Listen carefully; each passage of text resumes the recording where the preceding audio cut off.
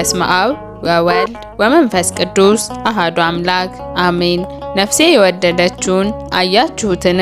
የቅብጥ ኦርቶዶክስ ቤተክርስቲያን ፓትርያርክ ቅዱስነታቸው አቡነ ሽኖዳ ሳልሳዊ እንደጻፉት አያሌው ዘኢየሱስ እንደተረጎመው ክፍል 1 ውዴ የኔ ነው እኔም የርሱ ነኝ። መኃልየ ምዕራፍ 2 ቁጥር 16 ውዴ የኔ ነው እኔም የርሱ ነኝ፣ በሱፍ አበባዎች መካከልም መንጋውን ያሰማራል።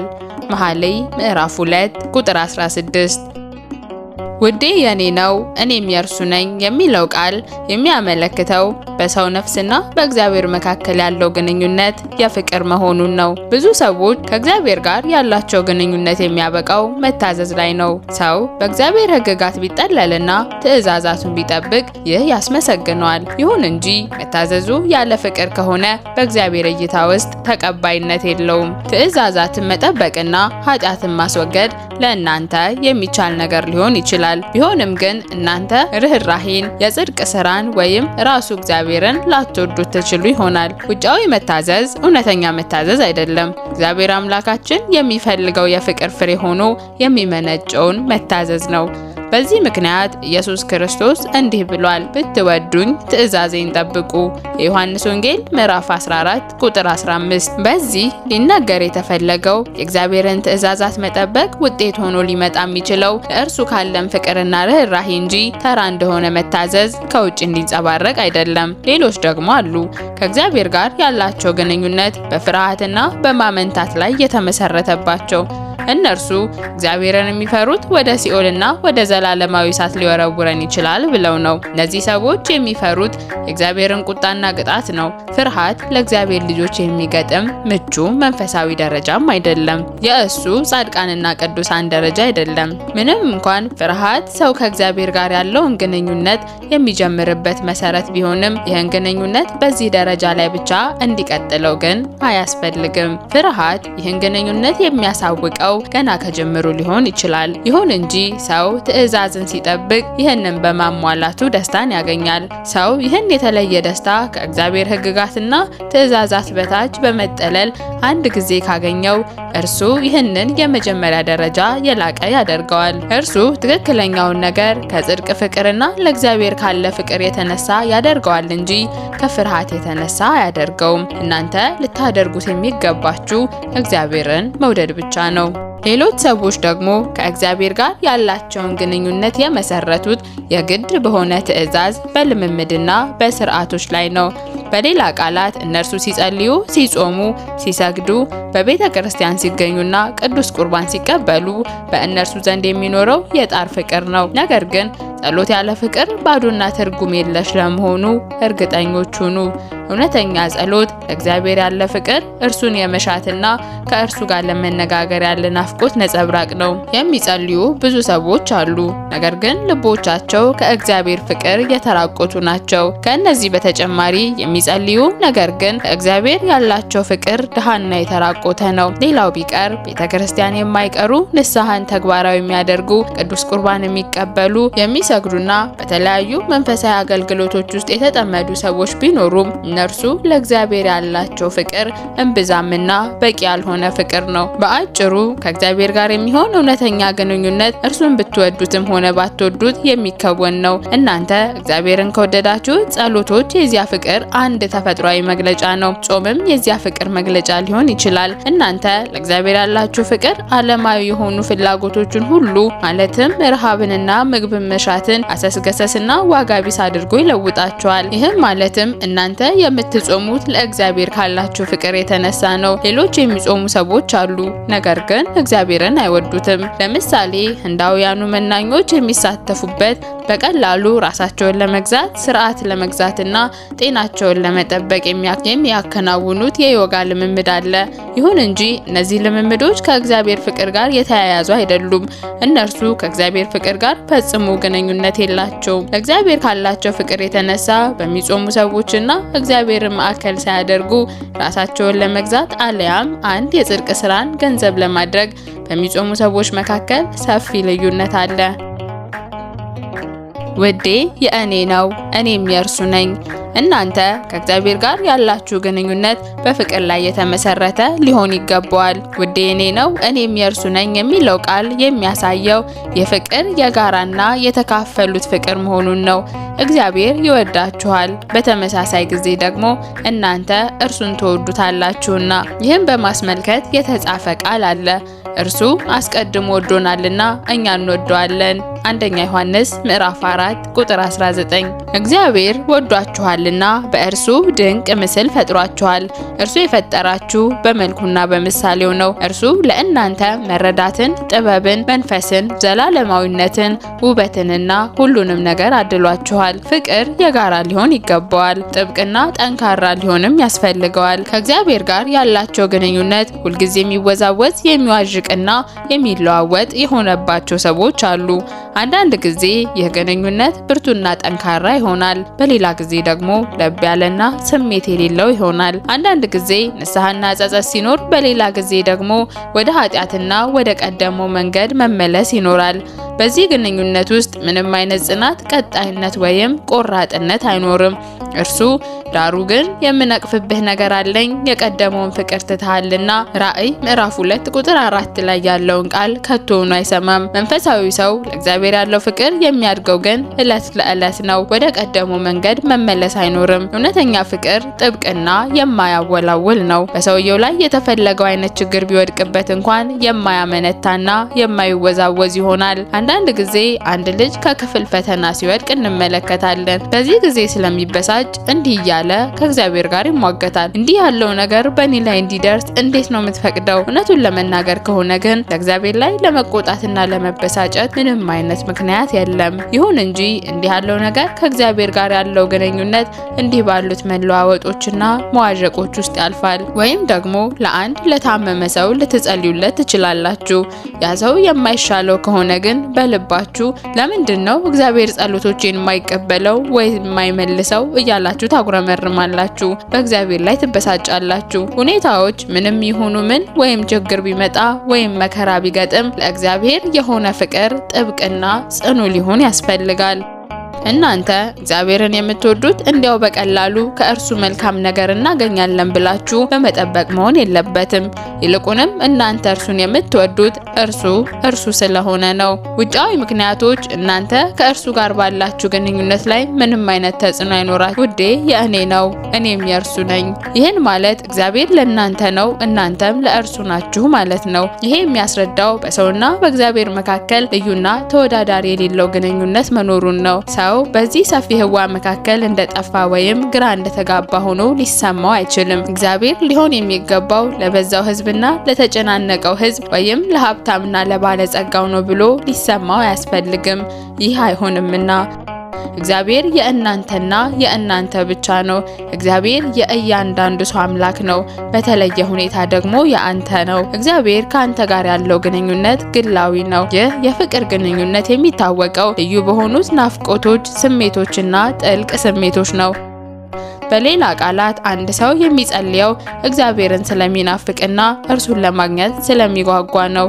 እርሱ ይህን የሚያደርገው አንድ የተወሰነ ትዕዛዝ እንዲጸልይ ስለሚያስገድደው ወይም ከሚቆጠቁጠው ህሊናው ለማምለጥ ብሎ አይደለም። ወይም ደግሞ እርሱ የሚጸልየው ጸሎት እንዲሁ የቅዱሳንና የጻድቃን ሰዎች ግዴታ ስለሆነ አይደለም።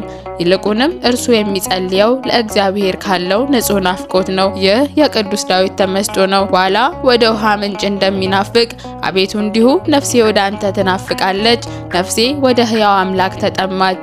መዝሙር 41 ቁጥር 1። ልክ እንደዚህ ለእግዚአብሔር ያላችሁ ፍቅር እንዲህ ባሉ ስሜቶችና ጥልቅ ስሜቶች የተሞላ ነውን? ወይስ ከጥልቅና ከጋለ የፍቅር ስሜት የተራቆተ ብቻ እንዲያው ለብ ያለ ስሜት ነው? እናንተ ወደ እግዚአብሔር ቤት ስትገቡ ወደ እግዚአብሔር ቤት እንሂድ ባሉኝ ጊዜ ደስ አለኝ የሚለውን የደስታና የሐሴት ልምድ ይከባችኋልን? ለእግዚአብሔርስ ነፍሴ በኋላ ተከታተለች ትሉታላችሁ? ወይስ ደግሞ ነብዩ ዳዊት ይለው እንደነበር በማለዳ ድምጼን ትሰማለህ፣ በማለዳ በፊትህ እቆማለሁ እጠብቃለሁም ትሉታላችሁ? ለእግዚአብሔር የሚሆኑት የእናንተ ስሜቶች እንዲሁ ለእግዚአብሔር የሚሆኑት የእናንተ ስሜቶች እንዲህ ያሉ የጋሉና ጥልቅ ስሜት አሉትን? ወይስ እግዚአብሔር አንድ የራቀ አካል በጣም ርቆ በሰማያት የሚኖርና ከአንተ ጋር ግላዊ ግንኙነት የሌለው አምላክ ነው? እኛ ልንሻውና ልንከታተለው የሚገባን በአንተና በእግዚአብሔር መካከል ያለውን ግላዊ ግንኙነትና ጥብቅ ትስስር ነው። አንተ ጌታን እንዴት እንደምትወደውና እንዴት ወደ እርሱ በቅንዓትና በጽናት እንደምትጸልይ ልታውቅ ይገባሃል። እግዚአብሔር በአንተ ፊት ለፊት ሲገኝና አንተ በእርሱ ፊት ለፊት ስትቆም ልብህ ይቦገቦጋል፣ ስሜቶች ይቀጣጠላሉ፣ ይንበለበላሉም። አንተ እነዚህ ልዩ ስሜቶች በአንተ ውስጥ ኑረው የሚያስሩ መሆናቸውን ታውቃለህ። ለእርሱ ያለህ ጉጉትና ናፍቆትም እንዲሁ። እውነተኛው ፍቅር ይህ ነው። እኛ ለእግዚአብሔር ያለን ፍቅር በስርዓት የተወረሰ ነው እንዴ? አይደለም። እኛ ከእግዚአብሔር ጋር ባለን ግንኙነት ውስጥ ምንም አይነት ስርዓቶች የሉም። እግዚአብሔር ራሱ ስርዓቶችን አይወድም። እርሱ የሚወደው ስሜት የሚነካ የፍቅር አኳኋንን ነው። ልጄ ሆይ ልብህን ስጠኝ፣ ዓይኖችህም መንገዴን ይውደዱ። እግዚአብሔር ከአንተ ጋር ባለው ግንኙነት ልጄ ሆይ ልብህን ስጠኝ፣ ዓይኖችህም መንገዴን ይውደዱ እንዲል ምሳሌ 23 ቁጥር 26። እግዚአብሔር ከአንተ ጋር ባለው ግንኙነት ውስጥ የሚፈልገው እንደዚህ ያሉ ስሜቶችን ነው። በዚህ ምክንያት እግዚአብሔር በአንተ ልብ ውስጥ ማደሩ ይታወቃል። አንተም በእርሱ ውስጥ ታድራለህ። እግዚአብሔር በአንተ ውስጥ መሆኑና አንተም በእርሱ ውስጥ መሆኑ ይታወቃል። በዚህ ግንኙነት ውስጥ እንዲህ ያለው የጋራ ጥብቅና ጽኑነት ይታወቃል። አንተ እግዚአብሔርን እንደምትናፍቀው እርሱ አንተን ይናፍቅሃል። እግዚአብሔር ከአንተ ጋር መሆኑ እንደሚታወቅህ እርሱም አንተ ከእርሱ ጋር መሆንህ ይታወቀዋል። በመንገድ ላይ ስትሄድ እርሱ ከአንተ ጋር እንደሚሄድ ይታወቅሃል። ስትተኛም በእርሱ እቅፍ ውስጥ ደህንነት ይሰማሃል። በመንገድህም ላይ እግዚአብሔር ከማንኛውም እንቅፋት እንደሚጠብቅህና እንደሚጋርድህ ይታወቅሃል። ቀኑን ሙሉ የእርሱ ዓይኖች አንተን ይጠብቁሃልና። ጌታ ከአንተ ጋር መሆኑን የምታውቀው እንደዚህ ነው። ኤልያስ በዚህ አገባብ ውስጥ የነብዩ ኤልያስ ቃላትን ልናነሳ እንችላለን። በፊቱ የቆምኩት የእስራኤል አምላክ ሕያው እግዚአብሔርን አንደኛ ነገሥት ምዕራፍ 17 ቁጥር 1 ላይ እንዲል እርሱ ያለማቋረጥ በእግዚአብሔር ፊት መቆሙ ይታወቀዋል። እግዚአብሔር በሁሉም ቦታ የሚኖር ምዕሉ በኩልህ አምላክ ነው። ስለዚህ እርሱ በኤልያስ መንገድ ላይ ይቆማል። በእርሱ ሐሳብ ውስጥ አለ፣ በእርሱ ድርጊትና በእርሱ ጠባይ ውስጥም አለ። እንዲህ በቀላሉ እርሱ በማንኛውም ጊዜ በእግዚአብሔር ፊት ይቆማል። ይህ ደግሞ ነብዩ ዳዊት የተናገራቸውን ቃላት ያስታውሰናል። ሁልጊዜ እግዚአብሔርን በፊት አየዋለሁ፣ በቀኜ ነውና አልታወክም። መዝሙር 15 ከቁጥር 8 ላይ። ይህ የፍቅር ግንኙነት ነው። እኛ ከእግዚአብሔር ጋር ሊኖረን በሚችለው ግንኙነት ውስጥ ራሳችንን ከስርዓቶች እንድናስወግድ እንመኛለን። እኛ ከእግዚአብሔር ጋር ሊኖረን በሚችለው ግንኙነት ውስጥ ራሳችንን ከስርዓቶች ልናስወግድ ያስፈልጋል። እኛ ራሳችንን ከአድርጎችና ከአታድርጎች ልናስወግድ ይገባናል። ይህ ጌታን ደስ ያሰኘዋልና። እግዚአብሔር ከአንተ የሚሻ ሁሉ ፍቅርህን ነው። ይህን አድርጌያለሁ፣ ይህንንም አላደረኩም በማለት እጅግ በጣም አትጨነቅ። ራስህን ከሕግጋትና ከትእዛዛት ቀንበር ነፃ አውጣ። እነዚህን በመተው በፍቅሩ ተካቸው። ከፍቅሩ ጋር ከሆነ አንተ በድንገትና በሚገባ ሁኔታ ቃልህን ትጠብቃለህ። መጽሐፍ ቅዱስ የያዛቸውን ነገሮች ሁሉም በስራ ላይ ታውላለህ። ፍቅር የአንተን ተፈጥሮ ሁሉ ያነጻልና። ውዴ የእኔ ነው፣ እኔም የእርሱ ነኝ። አንተ በእውነት ለእግዚአብሔር ከተሰጠህና እርሱም ለአንተና ከአንተ ጋር ከሆነ በልብ ውስጥ የእግዚአብሔርን መኖር የሚቃወም ምንም አይነት መለዋወጥ አይኖርም። ከእግዚአብሔር ይበልጥ ማንንም ሆነ ማንኛውንም ነገር አትወድም። የአዳም ኃጢአት ምንድን ነው? ኃጢአቱ እኛ ብዙ ጊዜ እንዲሁ መልካምንና ክፉን ከሚያስታውቀው ዛፍ ፍሬ ስለበላ ነውን? አይደለም። ከዚያ ዛፍ መብላት እንዲሁ በቀላሉ የአንድ የሚበልጥ ጥብቅ ጉዳይ ነጸብራቅና ስሜትን የሚነካ አኳኋን ነው። የአዳም ችግርም ይህ ነበር። እርሱ ለእግዚአብሔር ካለው ፍቅር በተጨማሪ ለዚህ ለእግዚአብሔር ካለው ፍቅር ጋር የሚጋጭ ሌላ የሚቃረንና የሚጋጭ ነገርን ወዷል። አዳም ሙሉ ልቡን ለእግዚአብሔር ፍቅር አሳልፎ ከመስጠት ይልቅ አንድ እንግዳ የሆነ ነገር በዚህ ልቡ እንዲገባ ፈቀደ። ይህ ፍቅር ለአዳም ባዕድ ሲሆን ወደዚህ ልቡ ውስጥ እየዳህ ሊገባ ችሏል። ይህ የእውቀት ፍቅር ነው፣ ትዕቢት ነው፣ ከእግዚአብሔር ጋር እኩል የመሆን ምኞት ነው። ምንም ይሁን ምን ግን ይህ ፍቅር ባዕድና እንግዳ ፍቅር ለመሆኑ ምንም ጥርጥር የለውም። በእርሱ ልብ ውስጥ ከእግዚአብሔር የበላይነት ጋር የሚታገል አንድ የተለየ ነገር አለ። እግዚአብሔር ከዚያ በኋላ በዚያ ውስጥ ሙሉ ለሙሉ በበላይነት አልነገሰም። ከእግዚአብሔር በተጨማሪ የአዳምን ልብ የተጋራ አንድ ነገር አለ። ስለሆነም እናንተ ራሳችሁን አንድ እንግዳ የሆነ ፍቅር ወደ ልቤ እየዳኸ መግባት ችሏል እንዴ ብላችሁ ጠይቁት። እዚህ ጋር የሰዶምን ፍቅር ልናነሳ እንችላለን። ልምላሜው የአትራፊነቱ እይታና የማግኘቱ ነገር ወደ ሎጥ ልብ ውስጥ ገብቷል። ሶምሶን ለደሊላ የነበረው ፍቅር ባዕድና እንግዳ ከመሆኑ በተጨማሪ ሶምሶን ለእግዚአብሔር ካለው ፍቅር ጋር ለየቅል ነበር። የገንዘብና የውበት ገጽታዎች ፍቅር በሐናንያና በሰጲራ መንገድ ላይ ተገኝተዋል። ንጉሥ ሳኦል በኃይልና በስልጣን ስለተፈተነ ዳዊትን አሳዶታል። የዮሴፍ ወንድሞችና የኢየሱስ ክርስቶስ ሐዋርያት በመሪነት እውቅና በማግኘት አንደኛ በመሆን ሽተዋል። በራስ ውስጥ ያለ ከፍተኛ አመለካከት ምናልባት ወደ ልብ ሰርጎ ሊገባም ይችላል። የዓለሙ ፍቅርና የስጋ ምኞት ወደ ልብ የሚያደርስ መንገድ አለው። ወደ እናንተ ልብ እየዳኸ የገባውስ ምንድነው? ለእግዚአብሔር ያላችሁ ፍቅር የሚዘበራረቀው በምንድን ነው? የሚያጠፋውስ ምንድን ነው? ወደ እናንተ ልብና ነፍስ ለመግባት የቻለ አንድ እንግዳ ነገር አለን። እናም ይህ እንግዳ ነገር ከእግዚአብሔር ጋር ያላችሁን ያን ሙሉና ንጹህ ግንኙነት አሁን አመሳቅሎና አድበስብሶ ትቶታል? ራሳችሁን ጠይቁ። የእግዚአብሔር ፍቅር ለአዲስ ኪዳንም በጣም የተለየ ትእዛዝ አይደለም። በብሉይ ኪዳን ትእዛዛት ውስጥም እንዲሁ ነበር። በኦሪት ዘዳግም መጽሐፍ ውስጥ እንዲህ ብለን እናነባለን። አንተም አምላክህን እግዚአብሔርን በፍጹም ልብህ፣ በፍጹምም ነፍስህ፣ በፍጹምም ኃይልህ ውደድ። ዘዳግም 6 ምዕራፍ 5። ይህ እንዲሁ በዋዛ በልብ ውስጥ ያለ ቀላል የእግዚአብሔር ፍቅር አይደለም። ይህ እጅግ በጣም ቀላል ይሆናል። ይህ ትእዛዝ በፍጹም ወይም በሙሉ ልብ እግዚአብሔርን ለመውደድ የሚደረግ ትእዛዝ ነው። በሌላ ቃላት ሙሉ ልብ የተሰጠውና የሚውለው ለእግዚአብሔር ነው። ስለሆነም እዚህ ላይ አስታውሰን ልንጠቅሰው የምንችለው አንድ የተለመደ አባባል አለ። አንድ ሰዓት ለአንተ ልብ፣ አንድ ሰዓት ደግሞ ለእግዚአብሔር የሚል። ይህ የተሳሳተና የሚያታልል አባባል ነው። በእርግጥም በውስጡ በዛ ያሉ ስህተቶች አሉበት። በመጀመሪያ ይህ የሚያሳየው ለእግዚአብሔር የሚሆን የሰው ፍቅር የሚያወላውልና ተለዋዋጭ መሆኑን ነው። ይህ ማለት አንተ አንድ ቀን የልብህን ፍላጎቶች በማሟላት ማሳለፍ ትችላለህ፣ በሌላ ቀን ደግሞ እግዚአብሔርን በማምለክ ታሳልፋለህ ማለት ነው። ሁለተኛው በልብና በእግዚአብሔር መካከል ልዩነት መኖሩ ነው። አባባሉ እንዲህ ነው የሚለው፣ አንድ ሰዓት ለአንተ፣ አንድ ሰዓት ደግሞ ለእግዚአብሔር። ይህ የሚያሳየው ልብ ከእግዚአብሔር ጋር አለመኖሩን ነው። በዚህ ጊዜ አንተ የልብህን ፍላጎቶች ስታሟላ እግዚአብሔር በዚህ አይኖርም፣ ይልቁንም ገለል ይደረጋል። ይህ ማለት ደግሞ የአንተ ልብ አስቸጋሪና የማይታዘዝ ይሆናል ማለት ነው። በዚህም የተሳሳተው መንገድ ውስጥ ትገባለህ።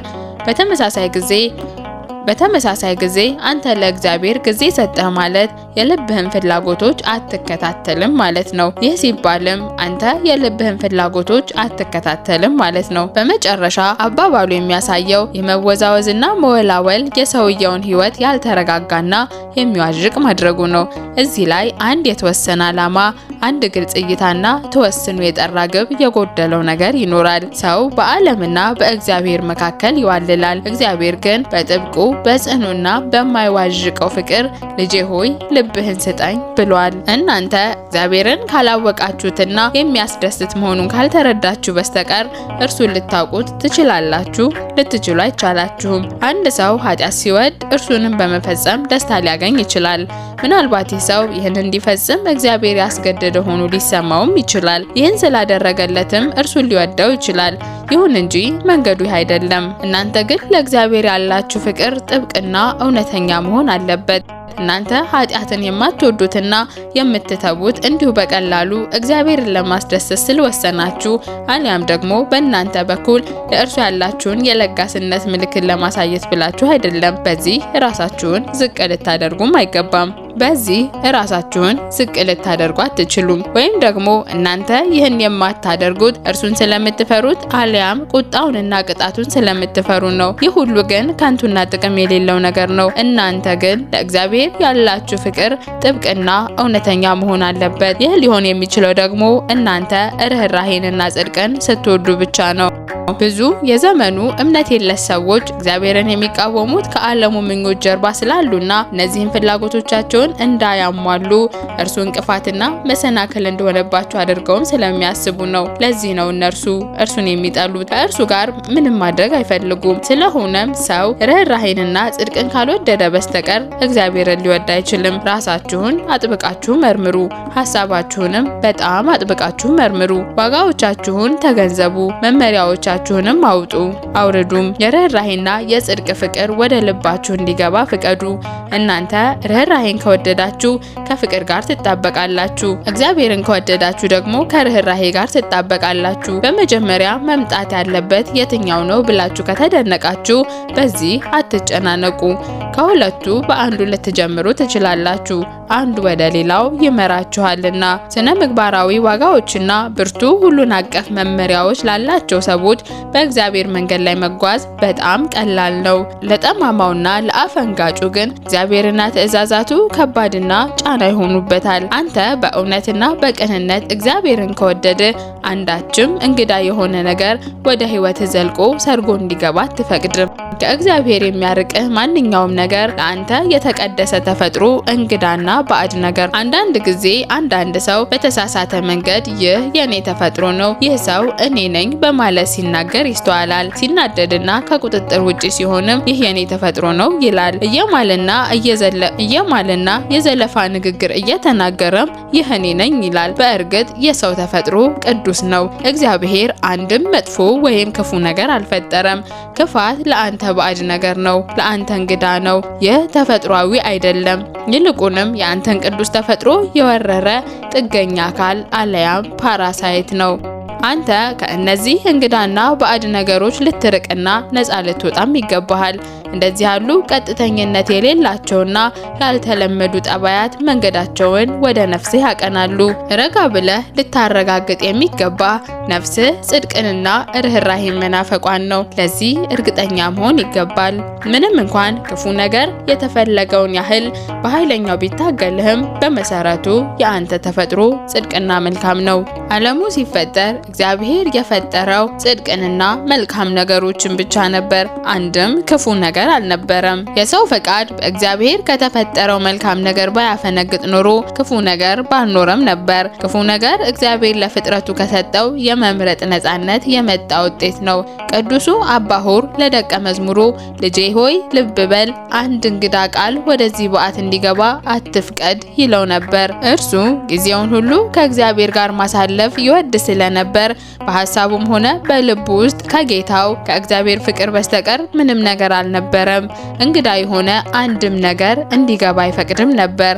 እርሱ ሐሳቡ እንዲሆን የሚፈልገው ከእርሱ የመንፈሳዊ ተመስጦዎችና ማሰላሰሎች አድማስ ውጪ እንዳይወጣ ነው። ጭንቅላቱ ውስጥ ማንኛውም እንግዳ ሐሳብ እንዲገባ አይፈቅድለትም። እርሱ እነዚህን ሐሳቦች እንግዳ ወይም ባዕድ ሐሳቦች በማለት ይጠራቸዋል። አንድ እንግዳ ቃል ወደዚህ በዓት እንዲገባ አትፍቀድ። አንተ ከጓደኛ ጋር ስለ እግዚአብሔር በምትነጋገርበት ጊዜ አንድ እንግዳ ርዕስ፣ ጽድቅ የሌለው ሐሳብ ወይም ተስማሚ ያልሆነ ማንኛውም ነገር ወደዚህ ንግግርህ መንገዱን የሚያቀና ከሆነ እንዲህ የሚለው ቃል ልብ በል፣ እንግዶች ቁመውብኛልና ኃያላንም ነፍሴን ሽተዋታልና መዝሙር 53 ቁጥር 3። ይህን ማለትም ኃያላኑ አጋንንት ነፍሴን ሊያጠፋት ይሿታል ማለት ነው። ነፍስህን ለእግዚአብሔር ስጥ። አንተ ከእግዚአብሔር ጋር በሚኖርህ ግንኙነት ውስጥ ማንኛውም እንግዳ ወይም ባዕድ ነገር እንዲገባ አትፍቀድ። ሙሉ ልብህን ለእግዚአብሔር ለመስጠት የወሰንክ ሁን። ባዕድ ሐሳቦች፣ ብልሹ ስሜቶች አለያም አንድ እንግዳ ኃጢአት ወደኛ በመግባት ከእግዚአብሔር ጋር ያለንን ግንኙነት እንዲያበላሽብን አይገባም። ውዴ የእኔ ነው፣ እኔም የእርሱ ነኝ። እኔ ሙሉ በሙሉ የእግዚአብሔር ነኝ፣ እርሱም የእኔ ነው። እርሱ የእኔ ዕጣና የእኔ ውርስ ነው። እርሱ ብቻ እንጂ ሌላ ማንም የለኝም። ዓለሙም ሆነ በውስጡ ያሉት ምኞቶችም ያልፋሉ።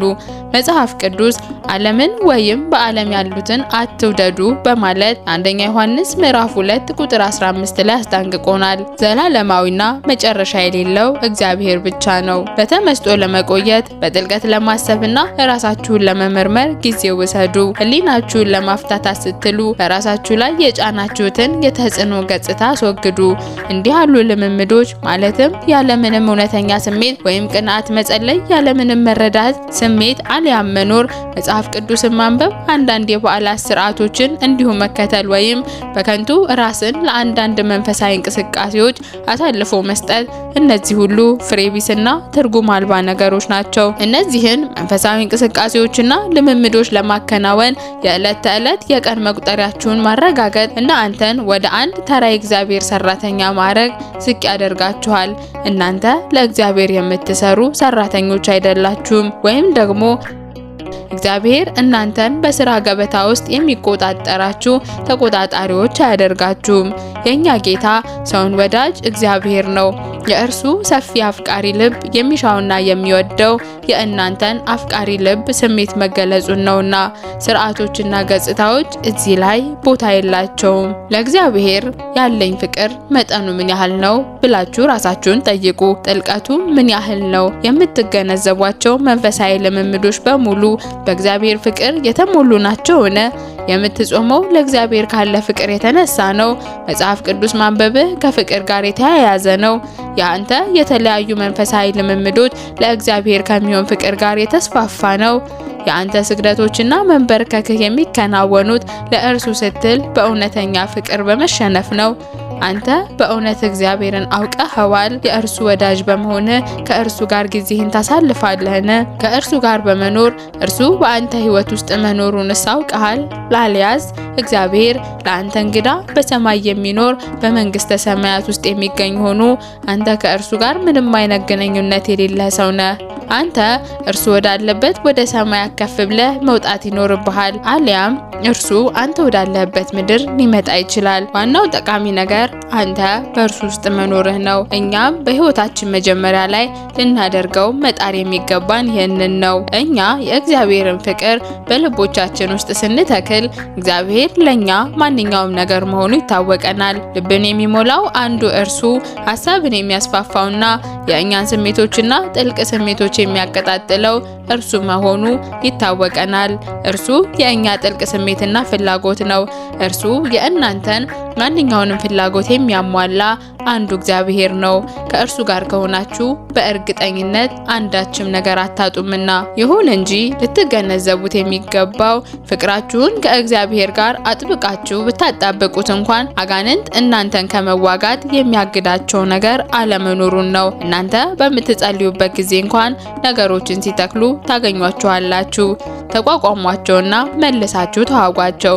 እናንተ ጥብቅ በመሆንና ሁልጊዜ በእግዚአብሔር ውስጥ መኖራችሁን አረጋግጡ። አንድ ሰው ለእግዚአብሔር ያለው ፍቅር ሌሎች ሰዎች እግዚአብሔርን በሙሉ ልባቸውና ሙሉ ለሙሉ እንዲወዱት ያሰርጽባቸዋል። እነዚህ ሰዎች ሙሉ ሕይወታቸውን ለእግዚአብሔር ይሰጣሉ። ሌሎች ደግሞ በዓለም ውስጥ በሚገኙ አንዳንድ ነገሮች ባተሌ ሊሆኑ ይችላሉ። ይሁን እንጂ እያንዳንዱ ሰው ሕይወቱን ሙሉ ለሙሉ ለእግዚአብሔር ይስጥ ብለን ልንጠብቅ አንችልም። ቤተሰቦቻቸውን የሚሰጡ ሰዎች አሉ። ሌሎች ስራዎቻቸውን የሚያከናውኑ አሉ። ሌሎች ደግሞ የሚማሩት ትምህርትና የሚሰሩት ስራ ያላቸው ሰዎች አሉ። እንዲሁ ሌሎች ደግሞ የተለያዩ ኃላፊነቶች ያሉባቸው ሰዎች አሉ። ጊዜያችሁን ለእግዚአብሔር መስጠት የማትችሉ ከሆነ ልባችሁን ለእርሱ ፍቅር ልትቀድሱ አትችሉም። ጊዜያችሁን መስጠት የማትችሉ ከሆነ በፍቅር መኖር አትችሉም። ልባችሁን ስጡና በእግዚአብሔር ስም የምትፈልጉትን ማንኛውንም ነገር አድርጉ። ስራችሁን ከእግዚአብሔር አትነጥሉት። ይልቁንም እርሱ በምትሰሩት በማንኛውም ነገር ውስጥ ለመኖሩ እርግጠኞች ሁኑ። የእናንተ ስራ በእግዚአብሔር ስም ሊከናወን ያስፈልገዋል። እናንተ በምትሰሩት በማንኛውም ስራ ውስጥ ስለ እግዚአብሔር ስትሉ ልክ እንደ ጻድቁ ዮሴፍ ታማኞችና የምትታመኑ ሰዎች መሆን አለባችሁ። ዮሴፍ ግብጽ ውስጥ ረሃብ በገባ ጊዜ ስንዴውን በታማኝነትና በታታሪነት አከፋፍሏል። እርሱ ኃላፊነቶቹን የተመለከታቸው ቅዱስና መንፈሳዊ አድርጎ ስለነበር ሕዝቡን ይመግብና በሕይወት እንዲቆዩ ይደግፍ ዘንድ በእግዚአብሔር እንደተሾመ በማድረግ ራሱን ቆጥሯል። እግዚአብሔርን የምትሰሩት ማንኛውም ስራ ተካፋይ አድርጉት። የእርሱ ፍቃድ መሆኑን ወይም አለመሆኑን ለማየት ስለምታወጡት ስለ እያንዳንዱ ቃል እርሱን አማክሩት። አንድ ቃል ከመተንፈሳችሁ በፊት በመዝሙረ ዳዊት ውስጥ እንደተጻፈው ጸልዩ። አቤቱ ከንፈሮቼን ክፈት፣ አፌም ምስጋናህን ያወራል። መዝሙር 50 ቁጥር 15። በምትናገሩ ጊዜ አፋችሁን እንዲከፍትና አንደበታችሁን እንዲቆጣጠር እግዚአብሔርን ጠይቁት። በራሳችሁ ፍቃድ አትናገሩ።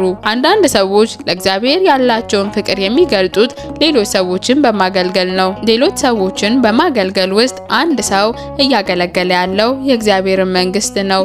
ይህ አገልግሎት የሚከናወነው ስለ እግዚአብሔር ሲባል ነው። በእርግጥ ግን ስለ እግዚአብሔር ፍቅር ሲል ሌሎች ሰዎችን በሚያገለግል ሰውና ለማህበረሰብ እንቅስቃሴ አሊያም ለግዴታ ሲል ሌሎች ሰዎችን በሚያገለግል ሰው መካከል ትልቅ ልዩነት አለ። እነዚህ ሁለት የተለያዩ ዓለማት ናቸው። ያ ልዩና ቅዱስ ስሜት የሚመጣው እግዚአብሔር ስራው በቅድስናና በበረከት ይከናወን ዘንድ እርሱ ስለሞላው ነው። አገልግሎቱ የተከናወነው በጥልቅ ስሜትና ቅንዓት ነው። በበጎ ሕሊና በሙሉ ልብና ያለምንም ቀጠሮ ነው። በዚህ ውስጥ ስርዓቶች አሊያም ውጣ ወረዶች ቦታ አልነበራቸውም። በምትናገሩት በማንኛውም ቃል ውስጥ ምንጊዜም ቢሆን እግዚአብሔርን ከፊት ለፊታችሁ አድርጉት። የእውነትና የጽድቅ ቃል ወሰናችሁ ይሁን። ከጽድቅ ተለይቶ የጠፋ ሰው ራሱን ከእግዚአብሔር የነጠለ ሰው ነው። ከእግዚአብሔር ባህሪያት መካከል እውነትና ጽድቅ ሁለቱ ናቸው። እኔ መንገድና እውነት ሕይወትም ነኝ እንዲል የዮሐንስ ወንጌል ምዕራፍ 14 ቁጥር 6። እንዲሁ ማህበረሰባዊ ስራን ለማንጸባረቅ ሲል በእውነት ላይ በሚራመድ ሰውና በእግዚአብሔር ውስጥ ለመጽናት ሲል መንፈሳዊ ስራን በሚያንጸባርቅ ሰው መካከል ልዩነት አለ። በምትኖርበት ህብረተሰብ ውስጥ ስህተቶች መስራትን በማስወገድ ትክክለኛውን ስራ ለመስራት ባለህ ምኞትና ከእግዚአብሔር ላለመለየት ስትል በምትሰራው ትክክለኛ ስራ መካከል አንድ ታላቅ ልዩነት አለ። አንድ ቅዱስ ሰው ስህተት ሲሰራ ለእርሱ የሚሰማው ከእግዚአብሔር እንደተለየ አድርጎ ነው። ጽድቅ ከአመጽ ጋር ምን ተካፋይነት አለውና ብርሃንም ከጨለማ ጋር ምን ህብረት አለው? ሁለተኛ ቆሮንቶስ ምዕራፍ 6 ቁጥር 14። እግዚአብሔርን በህይወታችሁ ውስጥ ጠብቁት። አንተ አንድን ሰው ስታገለግል ከእግዚአብሔር ልጆች፣ ከእርሱ ሕዝብ፣ ከእርሱ በጎችና ከእርሱ ፍጥረት መካከል አንዱን እያገለገለ ለመሆን እርግጠኛ ሁን። እግዚአብሔርን በህይወታችሁ ውስጥ ጠብቁት። አንተ አንድን ሰው ስታገለግል ከእግዚአብሔር ልጆች፣ ከእርሱ ሕዝብ፣ ከእርሱ በጎችና ከእርሱ ፍጥረት መካከል አንዱን እያገለገለ ለመሆን እርግጠኛ ሁን። አንተ የምታገለግለው ለእርሱ ስትልና ስለ ፍቅር ስትል እንጂ ስለ ስነ ስርዓቶችና ስለ ታይታ ነገር ላለመሆኑ እርግጠኛ ሁን። እግዚአብሔር በመንገዱ ላይ ባሉት ደረጃዎች ውስጥ ሁሉ እንዲመራ ለእርሱ ፍቀድለት። ማንኛውንም ነገር ስለ እግዚአብሔር ብለህ አድርገው። አንተ በምታደርገው በማንኛውም ነገርና በእግዚአብሔር መካከል ሳንካ አታስገባ። ስራህን ከእግዚአብሔር አትነጥለው። የምትበላው በእግዚአብሔር ስም ነው፣ የምትራበውም በእግዚአብሔር ስም ነው። ደስታን የምትለማመደው በእግዚአብሔር ስም ነው። ከዚህ በተጨማሪ መከራን የምትቀበለውና የምትጸናው በእርሱ ስም ነው። ከእንቅልፍ የምትነቃው በእግዚአብሔር ስም ሲሆን የምትተኛውም በእርሱ ስም ነው። ስለሆነም አንድ ሰው የሚያስፈልገውን እረፍት የሚቀበለው ለእርሱ ማገልገሉን መቀጠል እንዲችል ነው። የምታከናውኑት እያንዳንዷ ስራ በእግዚአብሔርና በስሙ ሊሆን ይገባዋል። የሐዋርያው ቃላት ምንኛ ድንቅ ናቸው! በሕይወት ሆነን ብንኖር ለጌታ እንኖራለንና ብንሞትም ለጌታ እንሞታለን። እንግዲህ በሕይወት ሆነን ብንኖር ወይም ብንሞት የጌታ ነን። ሮሜ ምዕራፍ 14 ቁጥር 8። የአንተ ሕይወት ሁሉ የእግዚአብሔር ነው። በአሁኑ ጊዜ የእናንተ ሕይወት ቀጣይነት ያለውና የተረጋጋ አይደለም። እንዲያውም ይበልጥ ሙከራ ነው። በምድር ላይ ያለው የእናንተ ሕይወት ከሙከራዎች አንዱ ነው። እግዚአብሔር ዘላለማዊነታችሁን ትወስኑ ዘንድ የነጻነታችሁ ምርጫ እየፈተሸ ነው። ሕይወት በምድር ላይ ዘላለማዊ፣ ቀጣይ ወይም የጸና አይደለም። ከሕይወት በኋላ ወዴት ነው የምትሄዱት? ወደ ዘላለማዊነት? እናንተ ራሳችሁን ትጠይቁት ዘንድ የሚገባ ጥያቄ ነው። በዘላለማዊነት ውስጥ እናንተ ከእግዚአብሔር ጋር ትኖራላችሁ። ስለሆነም እናንተ በዚህ ምድር ላይ ከእግዚአብሔር ጋር መኖር ካልቻላችሁ እንዴት ይሆን ወደፊት ከእርሱ ጋር በሰማይ ልትኖሩ የምትችሉት? በዚህ ምድር ላይ በአንድ ቀን ውስጥ ከጌታ ጋር ለ30 ደቂቃ መናገር ካልቻላችሁ ወደ ዘላለማዊነት በሄዳችሁ ጊዜ እንዴት ነው ልትነጋገሩስ የምትችሉት? ወዴት ነው የምትሄዱት? በዚህ ምድር ላይ ከመላእክትና ከቅዱሳን ሰዎች ጋር ምንም አይነት ግንኙነት ከሌላችሁ በሰማይ በምታገኟቸው ጊዜ እንዴት ነው ከእነርሱ ልትኖሩ የምትችሉት? እናንተ ቁሳዊ ሀብትን የምትወዱ አካላዊ ምኞቶቹን ለማሟላት የምትለምኑና ዓለማዊ ፍላጎቶቹን የምትመኙ ከሆነ ቁሳዊውና አካላዊ ምኞት ወደማይኖሩበት ወደ ገነት ስትሄዱ ምንድነው የምታደርጉት? ያኔ ምንድነው የምትሉት? ይቅርታ በመጠየቅ አዝናለሁ፣ ሰማያት ለኔ ምንም አያደርጉልኝም፣ ወደ ምድር መልሱኝ ነው የምትሉት? ይህ ከንቱና ጥቅም የለሽ ነገር ነው። አሁኑኑ ከዘላለማዊነት ጋር ግንኙነትን መገንባት ልትጀምሩ ይገባችኋል። በዚህ ዓለም ውስጥ ሳላችሁ ከዘላለማዊነት አካባቢዎች ጋር ራሳችሁን ልታለማምዱ ይገባችኋል። በሚመጣው ዓለም ውስጥ ዘላለማዊ ልምምድ ይኖራችሁ ዘንድ እዚህ መንፈሳዊ ሕይወትን ልትለማመዱ ይገባችኋል። ወደፊት በላይ ከእርሱ ጋር ለዘላለም ስለምትኖሩ በዚህ ምድር ላይ ሳላችሁ ከጌታ ከመላእክቱና ከቅዱሳኑ ጋር መኖር ያስፈልጋችኋል። ዓለማዊ ደስታን ለማርካት ሲል የሚኖር ሰው ዓለማዊ ደስታን ለማርካት ሲል የሚኖር ሰው ዓለሙና ሙሉ ምኞቱ ሲያልፉ ምንድነው የሚያደርገው? በእርግጥ እርሱ ምንድነው ሊያደርግ የሚችለው? ከጌታ ጋር ግንኙነት ጀምር፣ ምክንያቱም ከእርሱ ጋር ግንኙነት የሚጀምረው እዚህ ነውና። ነገር ግን ይጀመር እንጂ አያበቃም። ከዓለሙ ጋር ያለህ ግንኙነት ወደፊት አንድ ቀን ያበቃል። የተፈለገውን ያህል ረጅም እድሜ ኑር እንጂ ያበቃል። ነገር ግን ከእግዚአብሔር ከመላእክቱና ከቅዱሳኑ ጋር የሚኖርህ ግንኙነት አያበቃም። ከጽድቅ ስራና ከርህራሄ ያለህ ግንኙነት እዚሁ አያልቅም። በዚህ ፕላኔት ላይ ያለው የአንተ ህይወት ያበቃል በማለት ፈጽሞ አታስብ። በምድር ላይ ያለው ህይወት ግን ያበቃል። በዚህ ህይወት ውስጥ የሚቀሩት መልካም የሆነውና የጽድቅ ስራዎች ብቻ ናቸው። እግዚአብሔር ሁሉንም ስራዎችህን አጥብቆ ከመረመረ በኋላ በአንተ ውስጥ የተገለጠውን ርህራሄና ፍቅር ከቁም ነገር ይቆጥርልሃል። የማያበቁት ነገሮች እነዚህ ናቸው። አንድ ነጠላ ኃጢአት መላ ህይወትህን በጣም ማናወጥ ይችላል። ጌታን የሚወድ ሰው እርሱን የሚወደው በጽናትና በጥብቅ ሁኔታ ብቻ ሳይሆን ሙሉ ለሙሉና በሙሉ ልብ ጭምር መሆን አለበት። በአንድ ስኒ ውሃ ውስጥ አንድ ጠብታ ቀለም ሲገባ መላውን የስኒ ውሃ እንደሚበርዘው አንድ ነጠላና አነስተኛ ኃጢአትም እንዲሁ መላ ህይወትን ይበርዛል። ልክ እንደዚህ በአንተ የመረዳት ችሎታ ውስጥ አንድ አነስተኛና ደቃቃ ኃጢአት የአንተ ሙሉ ህይወት ያበላሻል አለያም ማጥፋት ይችላል። ጥያቄው የፍቅር ጥያቄ ነው። ጌታን ትወዷለህ ወይስ አትወደውም? ከወደድከው ለኃጢአት ምንም አይነት ቦታ ሊኖርህ አይገባም። ምንም አይነት ኃጢአት። አንተ እግዚአብሔርን ከወደድከው ዓለሙ በእይታ ውስጥ ኩምተር ብሎ ነው የሚታይ። ዓለሙ ያለ ምንም ችግር ወደማይጠቅምና ወደማይረባ ነገር ይኮማተራል። ሁሉም ነገር ከንቱ ይሆናል። እነሆም ሁሉ ከንቱ ነው፣ ነፋስንም እንደመከተል ነው። ሐዋርያው ቅዱስ ጳውሎስም በእውነት ከሁሉ ይልቅ ስለሚበልጥ ስለ ክርስቶስ ኢየሱስ ስለ ጌታዬ እውቀት ነገር ሁሉ ጉዳት እንዲሆን እቆጥራለሁ። ስለ እርሱ ሁሉን ተጎዳው፣ በእርሱ እገኝ ዘንድ ሁሉን እንደ ጉድፍ እቆጥራለሁ እንዲል ፊልጵስዩስ 3 ምዕራፍ 8። መላው ዓለም በአንተ ዓይኖች ፊት እንደ ጉድፍ ሆኖ ይኮማተራል። ኢየሱስ ክርስቶስን በወደዱትና ደስ ባሰኙት ቅዱሳን ዘንድ መላው ዓለም ምንም ማለት አይደለም። ቅዱስ አውግስጢን ሲመኝና ምንም ሳይፈራ ሲቀር ከዓለም በላይ እንደሚሆን አድርጎ ይናገራል። እናንተ እግዚአብሔርን ስትወዱ ዓለሙ በዓይኖቻችሁ ፊት ይኮማተራል፣ ውበቱንም ያጣል። በዚህ ጊዜ ከዓለሙ ቁንጮ በላይ ከፍ እንዳላችሁ ሆኖም ይሰማችኋል፣ ቅልል ይላችኋል፣ ይበልጥ ከፍ ትላላችሁ፣ ከዓለማዊ ጉዳይ ጋር ትላቀቃላችሁ። ከዚህ በተጨማሪ ማማ ላይ መውጣት ትችላላችሁ፣ ወደ ሰማያትም ትመጥቃላችሁ፣ ገነትንም ታውቃላችሁ። ዓለሙ ከእግሮቻችሁ በታች ይሆናል። ከዚያ ዓለሙን ታስወግዳላችሁ፣ ራሳችሁንም ከዓለሙና ከምኞቱ ሁሉ ነጻ ታወጣላችሁ። የእግዚአብሔር ፍቅር ከልባችሁ ውስጥ ማንኛውንም ክፉ ነገር ነርቶ ያስወጣላችኋልና። እንጸልይ። እግዚአብሔር ምሕረቱን በእኛ ላይ ያድርግ፣ ይባርከንም። መልኩን ከፊቱ ገጽታ ጋር በእኛ ላይ ያብራ፣ ርህራሄውንም በእኛ ላይ ያድርግ። በእግዚአብሔር እናት ስም በሚያርጉ ጸሎቶችና ምልጃዎች ጋር በንጽሕቱ ቅድስት ማርያም፣ በሁሉም መላእክትና ሐዋርያት፣ በነቢያትና በሰማዕታት፣ በናዛዚያንና በባህታውያን በሁሉም ጊዜ ውስጥ ለእኛ ሰላም በሰላም እንዲጸልዩ ለምንጠይቃቸው ለቅዱሳንና በዚህ በተባረከ ቀን በረከቱ በሚያድርብን ቅዱስ ሰውና የመጀመሪያም ሆነ የመጨረሻ በሆነችው በቅድስት ማርያም በረከት የእነርሱ ቅዱስ በረከቶች ጸሎቶቻቸውና አማላጅነቶቻቸው ከእኛ ጋር ይሁኑ። አሜን። ሰላም ከሁላችን ጋር ይሁን።